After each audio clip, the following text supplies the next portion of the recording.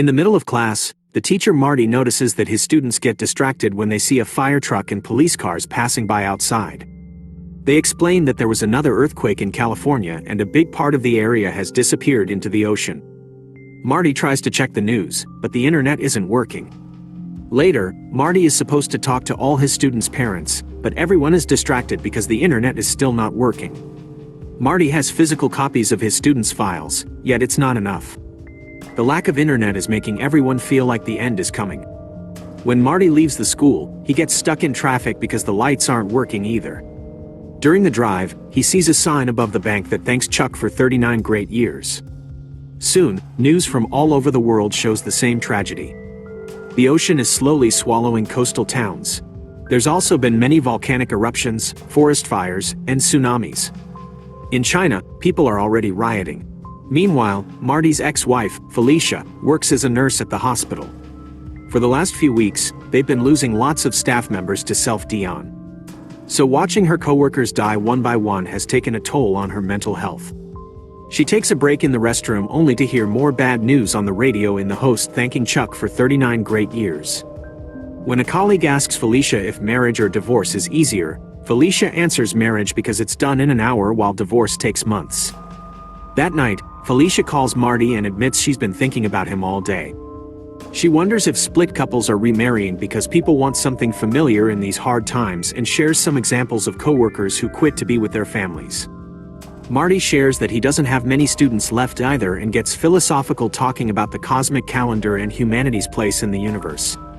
Then Felicia mentions that Chuck ad she saw earlier and Marty admits he saw it too. So they wonder who is putting up ads during the end of the world. Neither of them knows who Chuck is. After the call ends, Marty tries to watch TV, but soon the signal goes down just like the internet. After a few seconds of nothing, Chuck's face appears and an announcer thanks him for 39 great years only for the signal to go out again when the ad is over. The next morning, Marty notices that his neighbor isn't using his car. The man explains that he had to walk 3 miles to work and back because a sinkhole has appeared on the road, cutting the city in half and swallowing lots of cars. There's a lot of traffic in the other streets, so most likely Marty won't make it to school until lunch. Then they discuss the latest news. California has 10% of land left. The Midwest is burning and Florida is flooding, so all the food-producing regions in the country are gone. Europe is in a similar situation and famine has already taken over Asia where 1 million people are dead. The bubonic plague is back and only a few bees are left probably in South America. At that moment, Marty sees a lot of neighbors coming home because they couldn't go to work. The sinkhole has swallowed their cars and even their workplaces.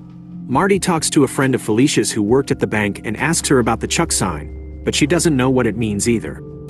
Everyone walking around looks depressed and Marty's neighbor points out that they've been going through the stages of grief.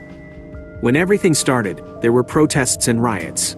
This was followed by lots of self-Dion, but now people have come to terms with it and will just wait for the end. The conversation is interrupted by a plane writing, "Thanks, Chuck in the sky."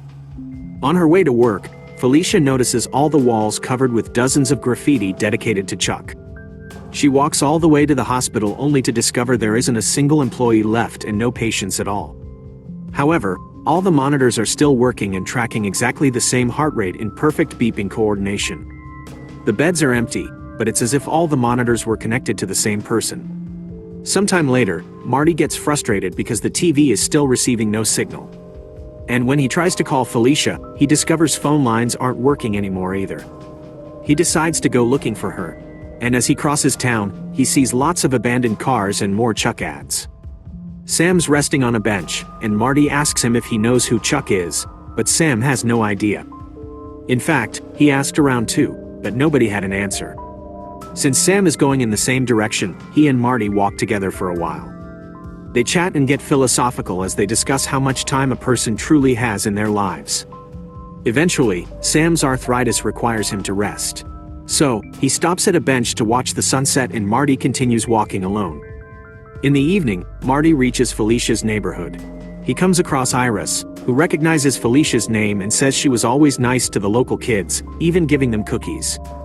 Iris is out there skating because she wants to have a good time before the end. Suddenly, the power goes out in the whole area, and Marty tells Iris to go home for safety. At that moment, Glowing Chuck ads appear on the windows of every house, making it look like a ghost town. A worried Marty starts running and finally finds Felicia, so the couple reunites with a hug. He asks about the ad, but she has no idea how that appeared in her house, too. Meanwhile, a 39-year-old Chuck is in bed looking really weak and sick. He's connected to a heart monitor, which shows the same rate that was shown at the hospital. His wife Jenny and son Brian are keeping him company and crying because they know he doesn't have much time left. Back to Marty and Felicia. They go to her backyard to admire the sky. With the power gone in the whole world, now the stars are brighter and easier to see. They hold hands as they identify the different constellations, only for a star to suddenly disappear. Then Mars disappears as well. One by one, the stars start disappearing in the sky. At the same time, Jenny and Brian say goodbye to Chuck as he dies and thank him for 39 great years. Marty tries to tell Felicia that he loves her, but everything goes black when the world ends. 9 months before the end of the world, Taylor works in a record store. However, she loves music so much that she likes setting up her drums on a busy corner and playing for the crowd. Sometimes she gets tips from the crowd, but they're rare. Meanwhile, Janice is going home in a bad mood because her boyfriend just broke up with her through text. She works at a bookstore, but lately she's been feeling like her life is going nowhere, especially since she used to be a very talented dancer as a kid. Chuck is in town, too, attending a banking conference. He's a successful accountant for an important bank, has been faithful to Jenny since he met her in high school, and is proud of Brian for being a good student. However, he isn't happy with his life either because his job is very boring and he hates other accountants. When Taylor sees Chuck being all serious as he walks down the street, she starts playing an upbeat tune to lighten the mood. To her surprise, Chuck stops in front of her and after some hesitation, he starts dancing. Soon, a crowd gathers around him, including Janice, who needs something upbeat in her life. She starts dancing, too. So Chuck brings her to the middle of the circle and they start moving together to the rhythm of Taylor's music. Soon Chuck feels some pain in his head, but he blames it on his glasses and takes them off before he continues dancing. The crowd claps and cheers, enjoying the performance so much that they drop tons of tips in Taylor's hat. Afterward, the trio goes to a cafe and Taylor shares the money. Chuck looks a bit sick, but he swears he's fine. Taylor wants to know what made him stop to dance and Chuck says he doesn't know while his mind thinks about his old band. When it's time for Taylor to leave, she hugs everyone as she calls them buskers forever. Then Chuck and Janice go on a walk together. Janice shares the details of her breakup and Chuck assures her that she'll be fine. After they split, Chuck looks around the area and sees Iris skating. He also notices the empty corner and can't stop wondering why he stopped to dance.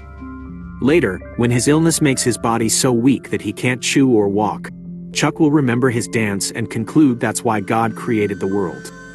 As a 7-year-old, Chuck lives with his grandparents because his parents died in a car crash. To make matters worse, his mother was pregnant when it happened.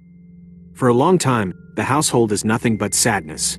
Ali deals with his grief by drinking and concentrating on his accounting job.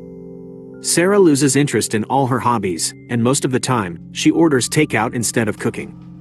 By the time Chuck turns 10, the household has regained a good mood, although Ali continues to drink. Sarah is cooking again and listens to music so she can dance in the process. She often makes Chuck dance with her, which explains where he's learned all those amazing moves. They also watch lots of movies together with a preference for those with dancing scenes. His grandparents' house quickly becomes Chuck's true home, but there's one exception. He isn't allowed to enter the cupola on the roof. Albie and Sarah say that the cupola is forbidden because the floor is unstable and there's nothing up there anyway. Chuck approaches the door in secret, but he isn't able to remove the lock.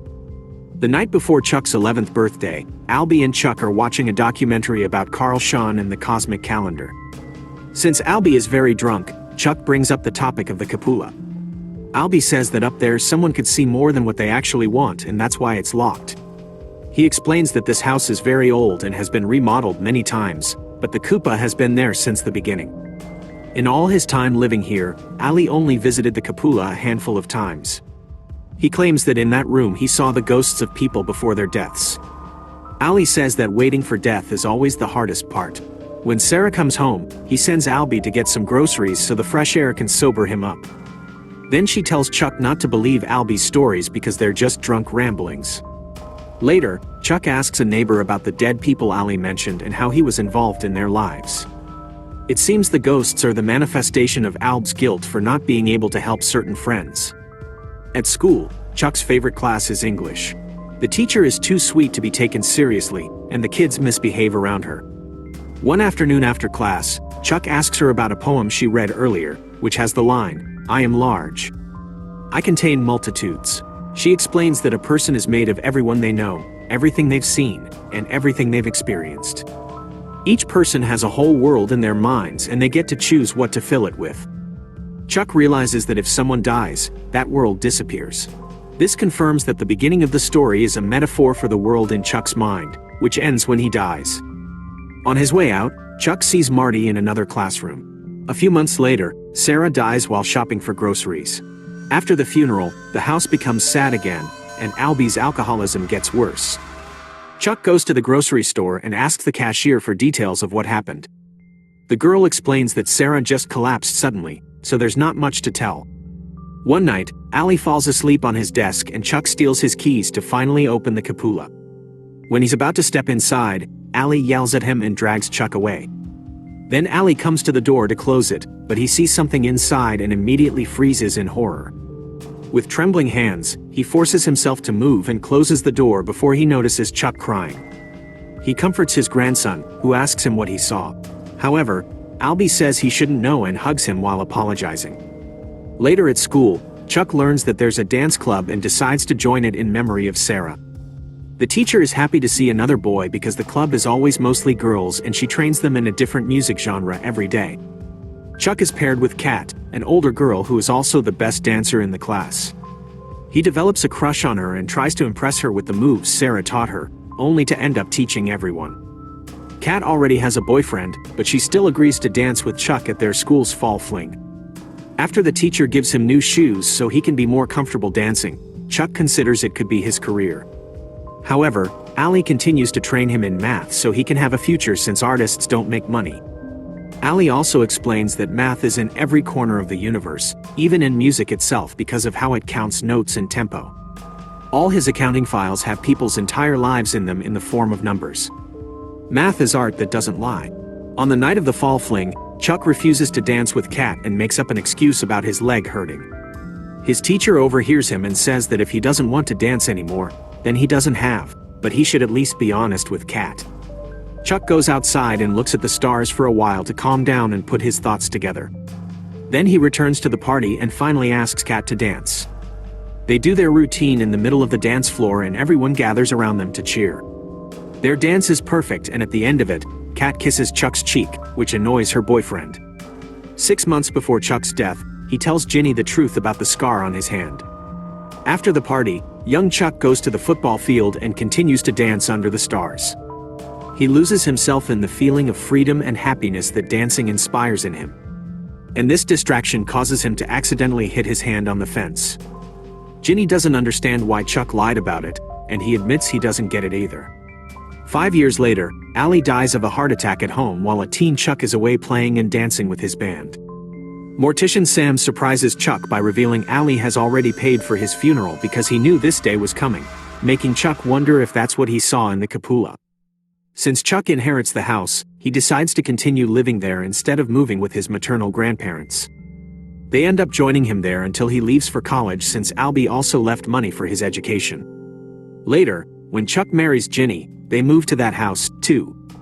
The funeral happens before his maternal grandparents arrive, though, so Chuck has to be alone during that hard time. Later, Sam sends him an envelope with all of Alb's personal effects, including the keys. Chuck finally enters the locked room and finds it empty with a perfect floor. When he looks out the window, he simply sees the town. Feeling disappointed, Chuck turns around to leave. But at that moment, he has a vision of his old self dying in bed. This confirms Albie did see all those neighbors' deaths, but he also saw Sarah's and his own. This is why he thought the waiting was the hardest part. After the vision disappears, Chuck decides he'll continue to live his life to the fullest, refusing to surrender to depression like Albie did. He recites the poem his teacher taught him, reminding himself that he contains multitudes. Make sure to subscribe and turn on notifications so you can watch more videos like this. Thanks for watching.